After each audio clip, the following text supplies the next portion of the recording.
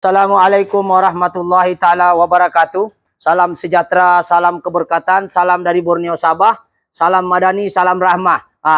Hari ini kita bersiaran langsung dari 3M Auto Workshop Kota Kinabalu, Sabah, Malaysia. Ya, jadi alhamdulillah apa-apa pekerjaan mulakan dengan bismillahirrahmanirrahim. Minta maaf beberapa hari ini pengembaraan sebelumnya ada batuk-batuk sedikit. Alhamdulillah ada sehat-sehat sudah ini. Dan terima kasih pada mereka yang sentiasa mengikuti saya dan mendoakan saya ketika saya batuk untuk penggambaran sebelum ini. Alhamdulillah ada oke sedikit suara nih. Jadi cuma hari ini kita nak share, mungkin siapa yang pernah subscribe saya, yang lama ikut follow saya, coba tengok kameramen satu orang tengok ini Ben. Mungkin ada yang tertanya-tanya ini Ben ini. Nah ini Ben antara paling lama berada di workshop, sebab kita nak menjimatkan kos dan dia punya masalah ada 4. Nah ini Ben kalau tengok kepalanya orang semua sama, tapi tengok siringnya itu ada les biru. Apa nih biru ada? Les biru. Kalau dekat sini macam di BKK lah, Dewan Bandaraya Kota Kinabalu, Sabah. Jadi hari ini alhamdulillah kereta ini telah siap sepenuhnya. Walaupun ada bunyi cicak-cicak di bawah kaki sedikit, itu apa? Itu bus-bus saja. Tapi yang kita mau bincangkan pada hari ini untuk video ini ada 4. Tapi video hari ini hanya 1 dulu, yaitu apa masalah ini kereta sebenarnya Ben nih? Pada yang ringan-ringan dulu. Oke, yang pertama masalahnya yang kita mau cerita hari ini, kereta ini alternator cas. Kalau kita tengok sebelum kita tengok aliran ini, kita tengok sini. Kita tengok sini, saya ada hantar tadi. Kita tengok video nih. Coba ini adalah van. Kita tengok fokus kepada battery voltage. Tengok battery voltage 15 poin, kadang dia lompat, tidak stabil lah. 16 kadang-kadang. Dan dia punya bateri ada bling-bling. Dia punya logo bateri ada bling-bling. Sekarang 15 lebih. Jadi sekarang ini masalah kereta ini adalah lampu dia kalau dia malap-malap. Macam lampu disco. Bukan sebab grounding. Sebab dia overcharging. So hari ini kita akan membahas sedikit. Sebelum ini kita ada bahas tentang Saga FLX. Tapi untuk van pun lebih kurang sama saja. Nissan Urban. Oke. Mungkin ada yang bertanya sebelumnya ada di YouTube saya. Dia kata di manakah relaynya? Setahu saya van ini tidak ada relay, dia ada fuse saja. Dia ada relay alternator lah maksudnya. So kita akan belajar diagram dia. Syarat untuk menghasilkan cas, yang pertama mesti ada positif. Oke, ini aliran dia. Alternator yang ini. Alternator dia ada 2 lubang. Coba tengok sini kameramen. Ini alternator. Ini ada 2. Satu daripada kunci masuk, satu lagi output negatif pergi meter. Oke, kita tengok sini. Ini alternator. Yang ini adalah charging positif. Oke, pergi ini. Ini bontot dia. Ini pergi bateri positif. Ini charging keluar output. Yang ini 2 nih adalah yang 2 nih lah lubang nih. Satu negatif, satu positif. Positif itu daripada kita on kunci. Kadang-kadang kalau kereta Wira ada sini ada fuse, di sini pun ada sebut relay. Relay, tapi sebenarnya dia bukan relay, dia sebenarnya resistor kalau Wira. Sebab di dalam tu dia kecilkan voltage untuk pergi sini. So daripada sini 12 volt. 12 volt, sini pun masuk 12 volt. Tetapi current masuk ni dia tidak perlu 12, mungkin 9.8. Jadi dia perlukan resistor. Ini yang orang sebut relay. Sebenarnya dia bukan relay. Dia resistor untuk kereta Wira saja yang saya pernah jumpa relaynya ada. Dia bentuk macam relay, tapi bila kita buka dia bukan relay. Relay dia hanya memutus dan menyambungkan. Dia ini tidak, sejenis resistan ataupun kalau gegelung kuning yang fungsinya masuk 12, dia masuk sini 12, tapi dia keluar 9 volt. Sebab dia perlukan hanya 9 volt cat di sini. Itu baru dia pakai relay. Tetapi kereta sekarang apa yang masuk sini, sini pun 12 dia perlu, masuk 12 dia tidak perlu relay. Sebenarnya dia bukan relay, resistor. Tapi dia bentuk macam kaki relay supaya senang kita ganti. Itu untuk Wira yang saya pernah jumpa. Tapi kereta ini dia ada fuse sahaja. Jadi tidak perlu kita mau risau pasal relaynya di mana. Yang perlu kita risau ialah ada tak current masuk pergi sini 12 volt. Sini. Itu satu. Oke, lepas tu current di sini negatif dia keluar bling-bling yang saya cakap tadi Ben nih, dia keluar bling-bling lampunya. Apabila kita scan dia keluar 15.5, sedangkan di dalam alternator ya, dia mesti 13.5 volt hingga 14.9. Tidak boleh lebih 15. Lebih 15 maknanya overcharging. Macam penggambaran sebelum saya ni yang putus tu Saga FLX 40 volt. Lagi tinggi dia putus tu fuse 100 ampere putus sebab 40 volt. Sedangkan kereta dia hanya perlu 14.99, tidak boleh lebih 15. Paling selalu kita jumpa 14,5 kalau hidup engine. Kereta ini dia 15 poin. Kalau kita tengok sekali lagi kameramen maju sini, coba perhatikan. Perhatikan perkataan belti voltage. Makin saya rest dia naik. Tuh turun dia naik, tidak stabil. Dia sekejap dia 15. Tuh 15,76, 15 poin ini. Tuh. Kadang-kadang dia jadi 16. Jadi apa yang kita mau bahas di sini, dan satu ialah bagaimana aliran dia, bagaimana charging itu terhasil, siapa yang kontrol, dan apa yang kita boleh selamatkan daripada alternator tadi. Boleh tak kita jimatkan atau mesti bila dia alternator masalah, mesti ganti 1 biji. Alternator masalah nak masuk cas, mesti ganti 1 biji alternator. Jadi untuk kereta band ini alternatornya bukan kaling-kaling, ya, lebih kurang 1.000 lebih original dia, 1.000 lebih original dia. Recon pun 6-700 lah, ataupun yang China punya. Oke, jadi dua perbahasan di sini kita memahami sistem aliran, walaupun saya sudah terangkan di Saga FLS, tapi ini van. Van ini adalah Nissan Urban i25 engine set di 30. Ini van. Selalu follow saya, ini adalah kereta yang lama. Saya mau uji mat kos, kena sabarlah. Begitu. Jadi sekarang ini kita sentuh sedikit. Yang manakah, apakah komponen yang terlibat dalam alternator? Nih alternator nih. Oke, alternator di sebelah saya. Coil ini maksudnya yang gegelung kuning nih. Gegelung kuning nih. Ya, gegelung kuning. Oke, contoh ini ya, saya guna kunci ini gegelung kuning, nampak kameramen ya? Ini gegelung kuning menghasilkan medan coil, menghasilkan medan magnet. Yaitu menghasilkan medan magnet, seterusnya menghasilkan arus AC, yaitu 3 phase, yaitu live 3, neutral 1. Oke? Inilah. 3 phase. Jadi kalau kita tengok di sini, kameramen maju, boleh nampak nih? Nampak nih? Ini coil menghasilkan arus elektrik, coil nih.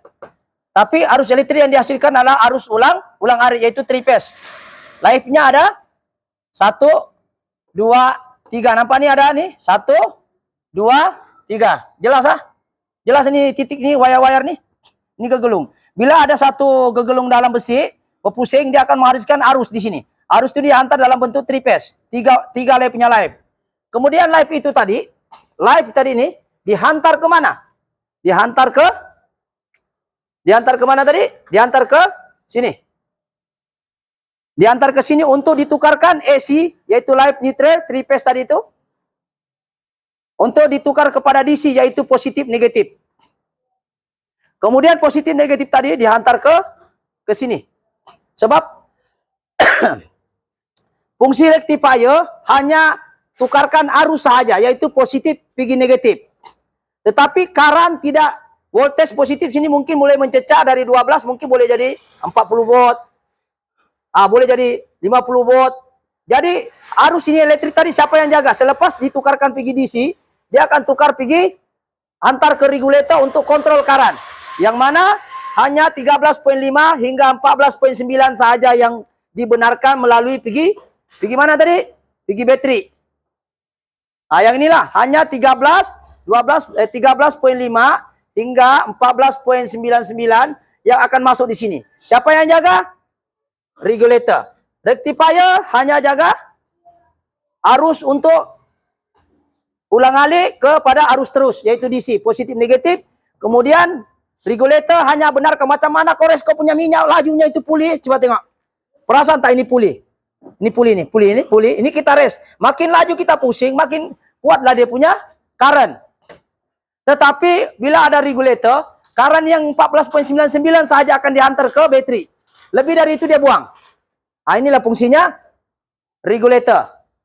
Coil hanya menghasilkan medan magnet, seterusnya arus ulang alik, yaitu 3 phase. Kemudian 3 phase itu ditukar pergi arus DC, wujudnya rectifier. Rectifier pula tidak dapat hantar ke regulator untuk kawal current, macam mana kores pun tetap keluar 14,99. Dan yang terjadi di kereta ini adalah 15,66. Oke, mungkin ada lagi tidak apa, saya ulang lagi balik. Minta maaf, saya ini suka ulang-ulang sebab bukan semua orang paham. Tuh, 16,24. Tuh, kita rest tinggi, dia tinggi juga. Jadi bermakna regulator saja masalah. So, untuk case kereta ini hanya kita ganti regulator saja. Dan kita setelah tukar, nampak? Ini barang yang kita tukar. Kita tidak dapat buat video, terpaksa kita gambar, kita print, kasih color untuk kepuasan netizen ataupun saya punya subscriber. Semoga dengan adanya perkongsian ini, manfaatnya dapat dinikmati bersama. Kalau kita tengok charging tidak masuk boleh jadi juga karbon. Masalah nih, nampak karbon. Karbon dia panjang. Nih. Karbon ni nampak panjang. Tapi kenapa dia tidak dapat kawal karan?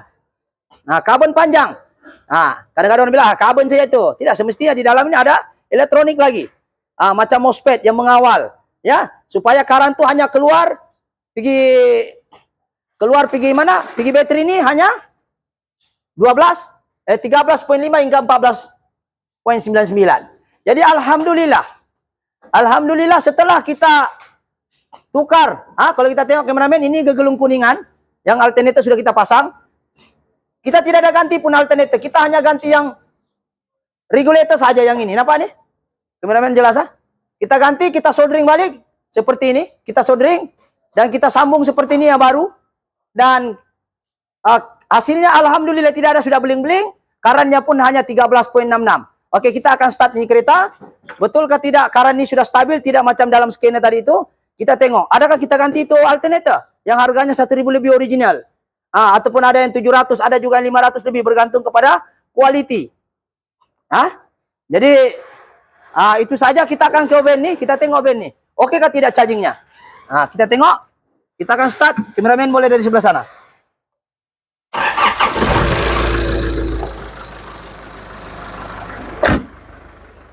Oke. Kita tengok sekarang karan dia. Kita menggunakan multimeter. Hari itu kita guna multimeter 16 lebih Engine hidup, tengok kameramen. Engine hidup Alternator tu duduk bawah. Kameramen cuba sini. Cuba bawa alternator ni. Sekejap saya ambil besi.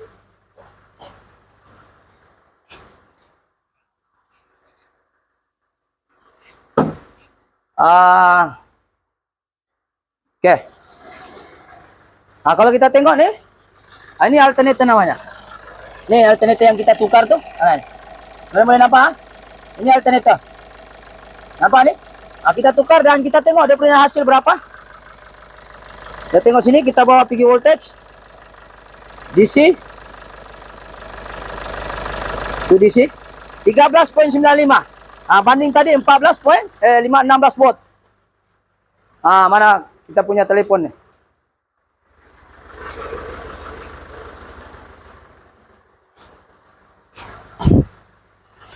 Nampak? Dia 13.96. Kita tengok sini.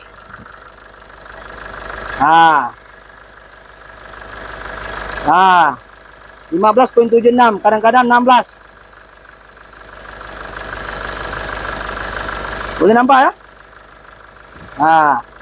Jadi kita sekarang tengok sini 13 dan kita rest macam mana pun dia tidak boleh lebih daripada 15. Oke, satu kameramen tengok sini, saya rest.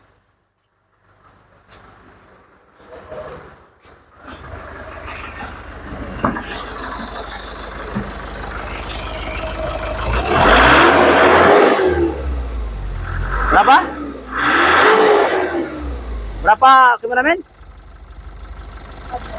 14. Coba satu orang rest. Satu orang rest.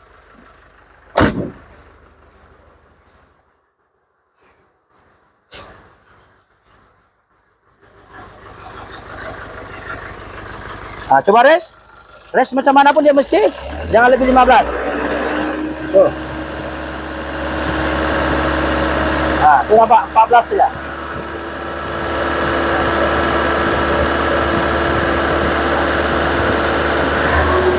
Tengok skena saya 13.9. Nampak ni? Kita masuk.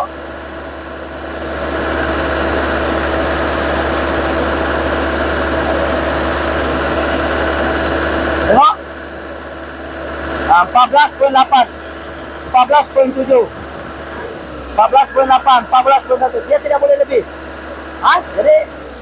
Jadi jelas menunjukkan di sini bahwa kita hanya ganti regulator saja. Alternator tidak perlu ganti semua. Tapi kita terangkan aliran itu supaya kita mudah paham. Mana tahulah benda ini boleh diselamatkan.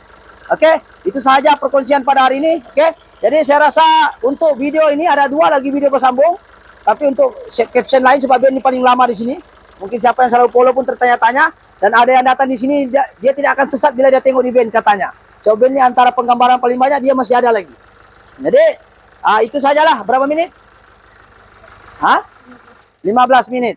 Jadi kita sekarang ini kita tengok band ini selesai sudah bahagian alternator. So kita insya Allah kita akan berkongsi lagi di video yang lain, band yang sama tapi isu yang lain. Kita selamatkan bagaimana kita cara selamatkan benda ini. Oke, itu saja. Sekiranya video ini bagus, insya Allah kita kongsi, kita subscribe dia supaya dia dapat memberi manfaat pada orang lain. So bukan semua orang lain boleh datang di workshop, tapi bila kita rajin share dengan kawan-kawan, kita pun boleh memberi manfaat pada orang, boleh menyumbangkan kos customer. Untuk van i25 Nissan Urban ya, ZD30. Coba kameramen masuk sini tengok nih. Ini dia punya engine nih. Boleh fokus? ZD30 ya, ZD30 ini inilah engine dia ZD30. Oke? Jadi itu saja perkongsian pada hari ini. Sekiranya video ini kasih subscribe, like ataupun share. Mungkin Anda juga boleh komen, mungkin Anda pengguna Nissan Urban mungkin pernah menghadapi masalah lampu beling-beling, cek bateri pun ikut berdisko di dalam. Jadi cek dulu dia punya arus voltage. Kalau lebih 15 volt, yang perlu alat kita ini hanya perlu ini saja, multimeter. Ataupun kita beli yang murah pun dapat. Dia punya syarat jangan lebih 15 watt, yaitu 14.5 gitu, oke. Kalau dia sudah lebih, mananya kereta overcharging. Tapi kalau overcharging mungkin juga boleh diganti. Dia punya regulator. Kalau ada jual, kalau tidak ada jual, nah apa boleh buatlah. Kena belilah 1 biji. At least kita tahu apa itu masalah dia. Oke, itu saja. Sekian. Assalamualaikum. Thank you.